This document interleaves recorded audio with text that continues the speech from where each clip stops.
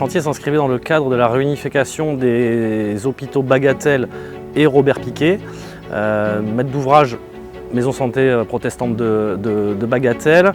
L'idée, leur projet, c'était de démolir ce bâtiment historique des années 1920 et de construire derrière un bâtiment beaucoup plus important qui fusionnait Robert-Picqué et Bagatelle.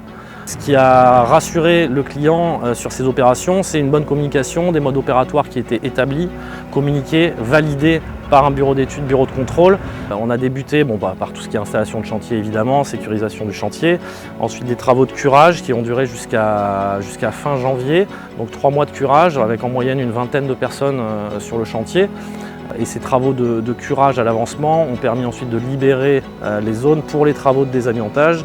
J'avais à peu près 6000 m² d'enduits muraux par exemple qui ont été désamiantés, 2000 m² de revêtement de sol.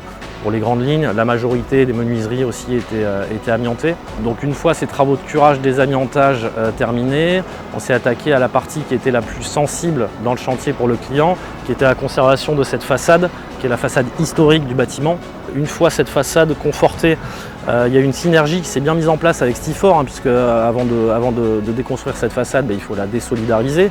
Donc il y a eu une bonne synergie sur la mise en place des étaiements nécessaires au maintien des planchers, avant le sillage par l'entreprise Stifor.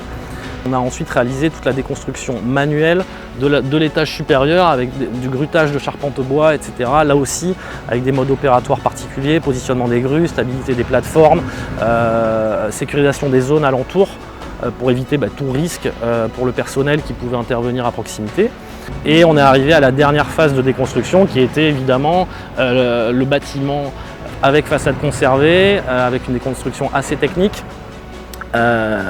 Qui a été réalisé, qui s'est passé en fait comme prévu, parce que, encore une fois, tout avait été communiqué, validé en termes de méthodos, de moyens humains, de risques. Donc il y a certaines circulations à l'intérieur de l'hôpital qui ont été coupées pendant 2-3 heures, vues en amont avec le client, etc. pour permettre la déconstruction en toute sécurité de cette façade et s'assurer de son bon maintien à la fin des travaux, ce qui est le cas aujourd'hui.